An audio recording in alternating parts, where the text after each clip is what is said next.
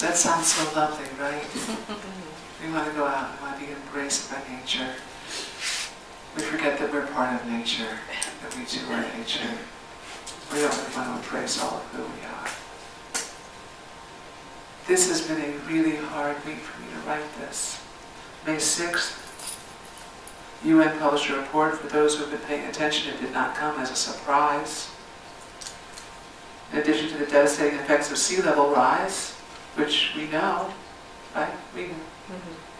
And overwhelming evidence of the IPBES global assessment from a wide range of different fields of knowledge presents an ominous picture, said IPBES Chair Sir Robert Watson.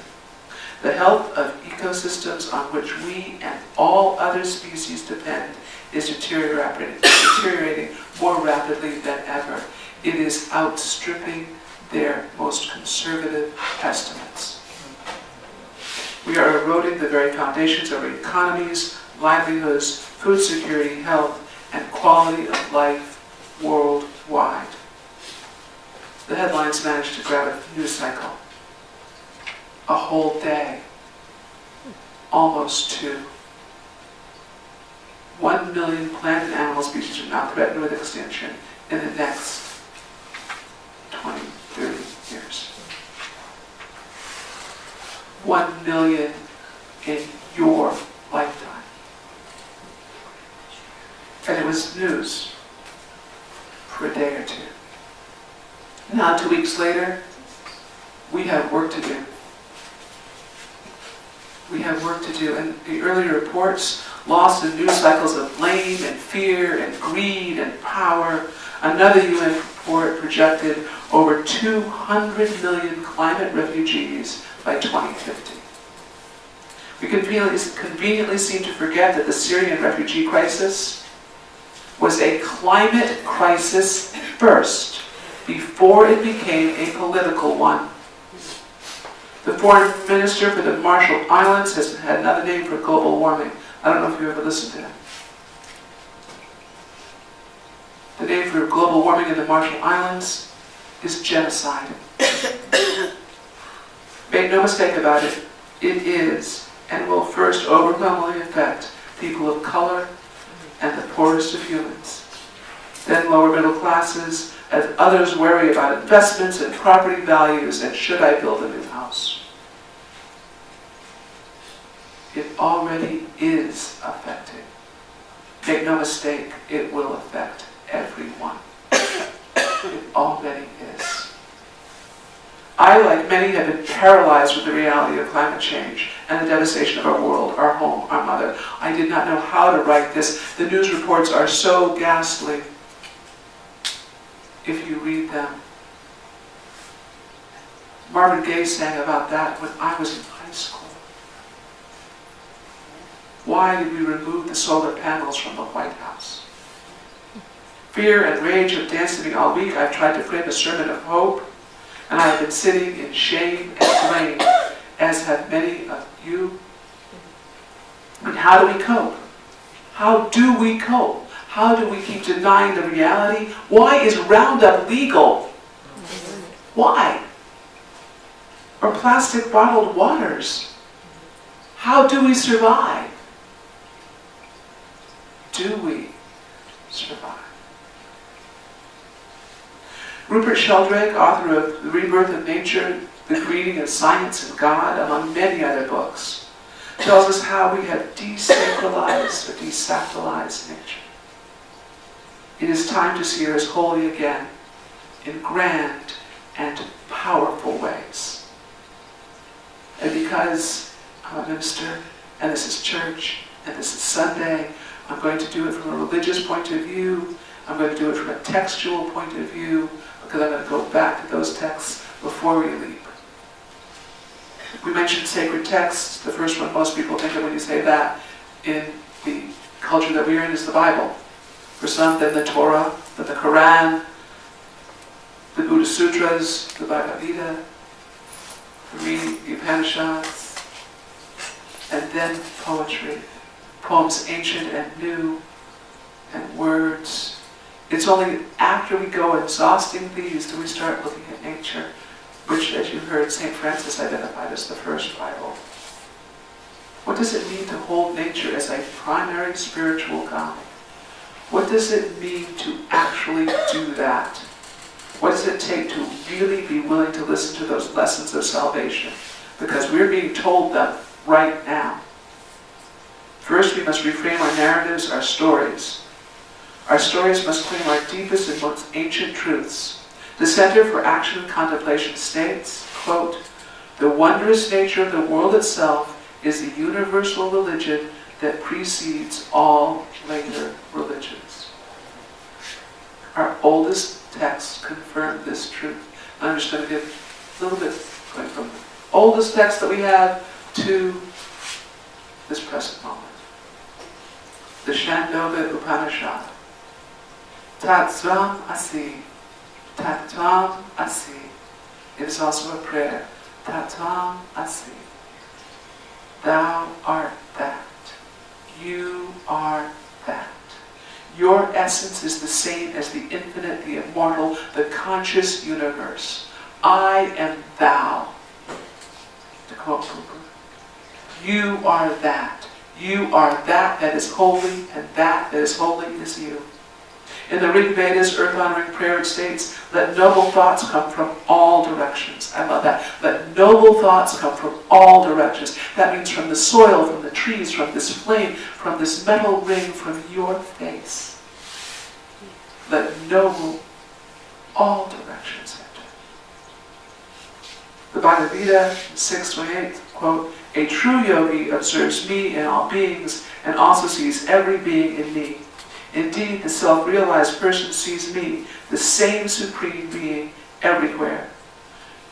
You are called to see yourself in all beings, and all beings in yourself, and see that self as capitalized all self.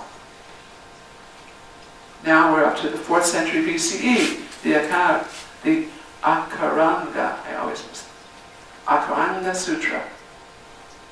There are living beings in the earth, living in the grass, living on leaves, living in wood, living in cow dung, living in dust heaps. It goes on. All things are fond of life. They like pleasure. They hate pain. They shun destruction. They like life and long to live.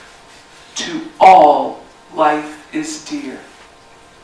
Hold that thought for a moment. Even a single cell in the palm of your hand.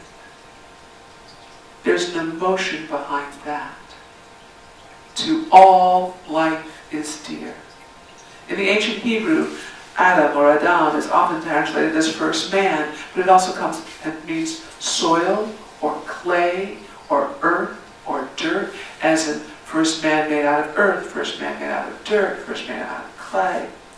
It means all of those every bit as much as it means first man. Hava, which you probably know as Eve, means live, life and living, living and life. So what does it mean to your understanding of Genesis that rather than a story of a man and a woman, we have a story of soil and life? How does that reframe your narrative? In the Journal Daedalus, Hava Tarosh Samuelson writes, Midrash Ecclesiastes Rabbah 7:13 expresses human responsibility towards nature as follows, quote, "The Holy Blessed One took the first human and passing before all the trees of the Garden of Eden said, 'See my works, how fine and excellent they are. All that I created for you.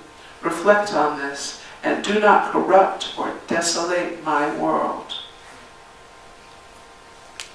If you do, there will be no one to repair it after you.'"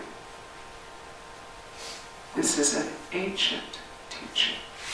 This Midrash makes clear that humans must neither be indifferent to nature nor bring about its destruction. They must protect nature through their own effort.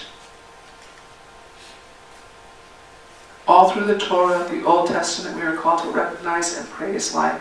As Stephen Mitchell puts it in his translation of Psalm 148, praise in the depths of matter, praise whirling electrons, whales and all creatures of the sea, wild animals, tiniest one-celled beings. Now, I'm not going to keep on reading all of it. There's Job, there's the Psalms, there's Ezekiel, there's Isaiah. We don't have time. We're running out of time. The message is not hidden. It is merely ignored. And then we move into the Christian text, so co-opted by the powerful, we still find access in Romans 1:20. Yes, I'm quoting from Romans. Abuse. It is so abused, this phrase. It's used against homophobia, to create it and support it, to support anti-feminism, to support all kinds of horrors of deep people in power. Go and read it. It is not about any of those things. It is about greed and lust and materialism. I will read 1:20, quote, "For since the creation of the world, God's invisible qualities, His eternal power and divine nature have been clearly seen." The invisible qualities have been clearly seen. How would you do that? Look to a leaf. Being understood for what has been made, so that people are without an excuse. And then look at the last book. I'm going to quote from Revelation to the UU pulpit. Wow. Let's say it. "The nations were angry. Your wrath has come. The time for judging the dead and for rewarding your prophets and servants and your people who revere your name, both great and small. And this is the last line that hit me like a brick, for destroying those who destroy the earth." For destroying those who destroy the earth. Now, I'm not in general a fan of this kind of text. But in here you have, written 2,000 years ago, a caution to what is happening right now, in the language of punishment, rather than the language of healing. The Koran, Prophethood Sutra. Oh, it's language 1123 so beautifully. The children of Adam and Hava are companions in the garden. I love that word, and it straight translates to companions. They're not powers over it, but equal. They're side by side. In the blog, the eco-Muslim author, Safasin, I don't know how you pronounce the name, quotes the Koran, quote, "Do not commit abuse on the earth, spreading corruption." And then from 28:77, "Do not desire corruption in the land. Indeed, God does not like corruptors." Well, of course not. The whole chapter, there's a whole chapter in the Quran dedicated to bees. Did you know this? Anal 16, elevating the magic involved for turning nectar into honey. People are not supposed to disrupt honeycombs, knock down live hives. And if that happens, giving back would involve planting yellow-colored flowers to help bees collect their nectar, and to support all of us. And I love that chapter because it's really dear to my heart. Because when humans first began to externalize an image of the divine, they saw the bee. And they made little effigies of queen bees that turned into women with beescapes on their heads, full-blown. A connection. Ancient Neolithic sites where we find your images carved into more ancient rocks. Martin Luther declared, "The finite bears the infinite." There's a theme here. There's a theme that is true that we've known all along. And, quote, "The presence of God fills even the tiniest leaf," and I rather love this next part. "He even finds the footprints of God in the smallest mice." Who knew? Well, you did. So did I. Like contemplatives before him, and since he affirms the unity of experience. And now I'm not Lutheran, I'm not a follower of dogma or creed, as you've probably guessed. The Protestant Reformation, instigated by him, was directly against political corruption and religious corruption, which were completely commingled at his time. Even as it decimated the already marginalized sacred feminine, it did indeed change our world. And I believe it's time for a new reformation, a new evolution. If we're going to evolve, we must reform. We know Einstein was right. We cannot solve our problems with the same level of thinking that created them. Neither the mechanism and mechanicalism and materialism of our present science, and I'm holding science accountable for this. There'll be more on that, not in this sermon, but we really have to start looking at how and what our sacred cows are. It's materialism and its mechanism of science, nor the scriptural interpretations of patriarchal imperial institutions offer us the wisdoms that we need right now. Both these two sides that are at war with each other are failing us wholly. I was struck by a news story in April. The Louis Nation, which is off the coast of far west for Canada and Washington, is feeding endangered salmon to endangered orcas. This was reported on April 25th in The Guardian. Did anybody hear about it? Quote, by tradition, elders use song and ritual to reach out to the longhouses under the water as they envision the orca's habitat, to offer the whales their blessings and listen for a reply. Totem poles are carved with the orca's image, sometimes accompanied by a human rider as a symbol of rebirth. Tribal members talk of feeling the whales passing by or calling out from their relatives. Quote, we as Louis learned pretty early on who our relations are, and we are taught that those are our relations under the waves, said Squilly Haley Raynell Morris.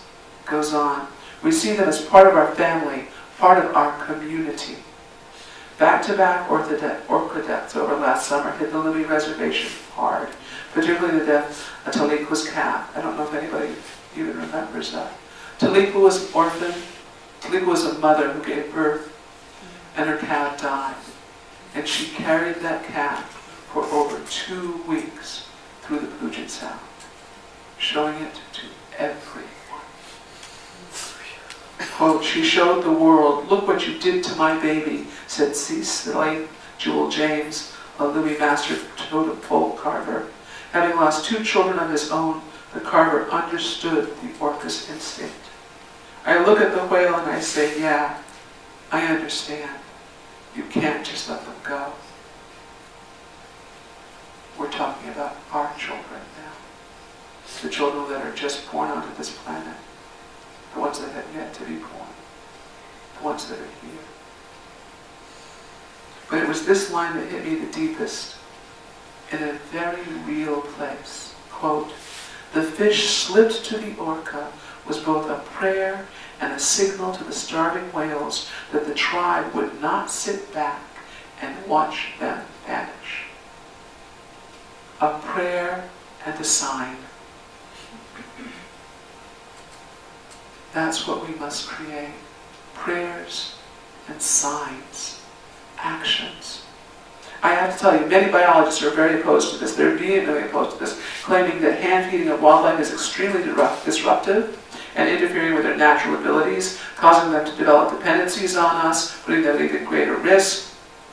Like mythic ostriches, they're refusing to understand. Their immediate destruction is wholly dependent upon us. I work with wildlife rehabilitators. You can't pet them. But there's also no habitat to place them back into. We are called to a new way of thinking. We are the causative, the pollution, the overfishing. Imminent destruction is wholly dependent on us. Other scientists seem sadly complacent. Samuel Wasser, director of the University of Washington Center for Conservation Biology, described the feeding as a bad idea. Wasser said the orca requires a sustained supply of salmon and a less toxic environment if they're to survive. Well, of course they do. Of course they do. Quote, you can't save these animals one whale at a time, he said. They're another example of an apex predator being decimated by human overindulgence, which undoubtedly impacts ecosystem stability.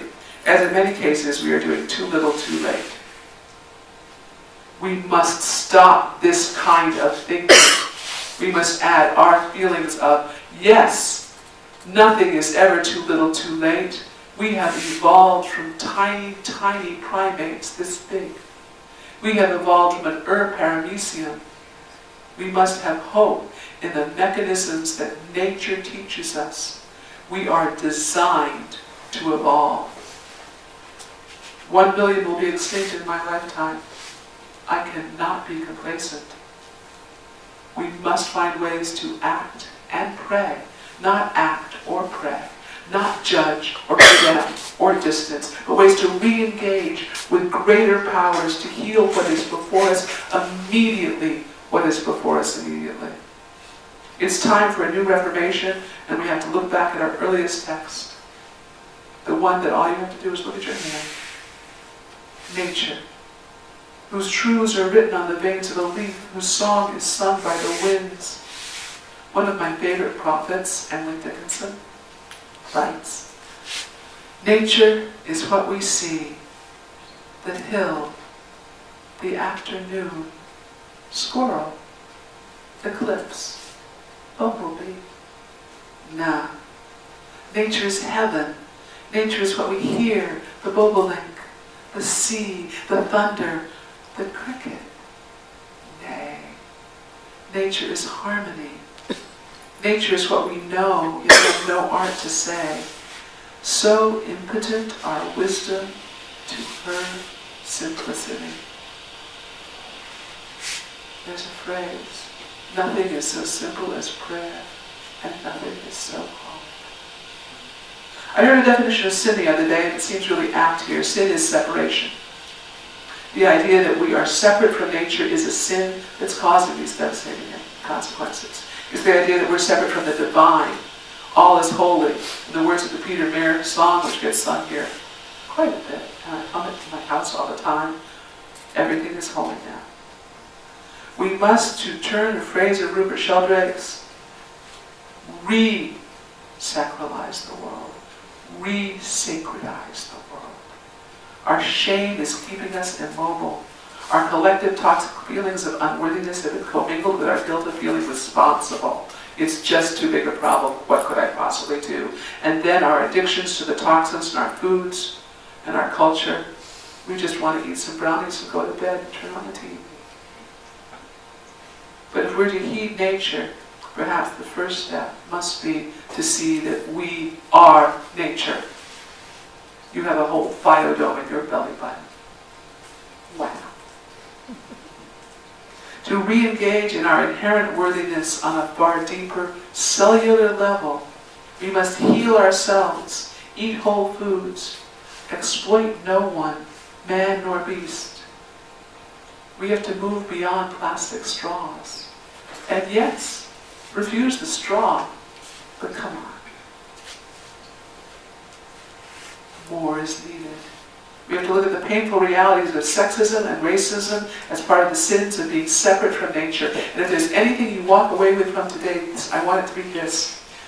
This faith is a transformational faith. It has been the faith on the arc of justice. That's part of its inception, the inherent worth and dignity of every person. At the forefront, we were the largest number of ministers and the faithful supporting the civil rights movement. And we have dropped the ball. And this is what you need to know. Every civil right, every crime against humanity right now is the result of climate change. It is the number one social, civil, spiritual action that we have before us right now. It touches absolutely everything. And as people get more and more scared, they're going to get more and tighter and more fearful and pull back, and they're going to hoard resources in ways that we have not seen. We must be willing to stand into that and say, yes, we are nature, and we will stand for you and with you. Do you buy polyester? I'm wearing polyester right now. Polyester blend. Every time I wash this, I'm killing the ocean. What do I do with it? I need help just as much as everybody here. I don't buy any polyester anymore. Do you eat meat? Really? Stop. It's not worth it. That bite of steak that took down a rainforest is not worth it. I mean, unless you hunt a wild boar or a deer that is overgrazing, stop eating meat. I mean, it's inconvenient. It goes against what we want. We are so selfish and so greedy that we can't reach out to our common person. We don't know how to do that. And we must vote for the greater good with our ballots and our wallets. We must demand local engagement, state engagement, county engagement, neighbor engagement. How do I have the conversation with my neighbor who's spraying Roundup all the way down one side of my fence and all my butterfly weed is dead? We have to start being willing and brave to say, this is what this is doing, and have those conversations. Not these your side of the aisle, my side of the aisle conversations, but the this is death on the line of my home conversations. But we procrastinate, and the single greatest reason, there's people that study this, they study self-worth and procrastination, there's a science behind it, is that we're disconnected, and we're disconnected between the feelings of our own personal worth, our sense of worth, and our agency in the world. And we've got to close that gap if we're going to save ourselves. Nature will continue to evolve. It's just what nature does. And trees and branches on that tree of evolution disappear all the time. It's just what it does. But if we don't honor ourselves, we cannot evolve. If we do not honor nature, we cannot evolve. So the real question is, a better question isn't, will nature evolve? It's, will we?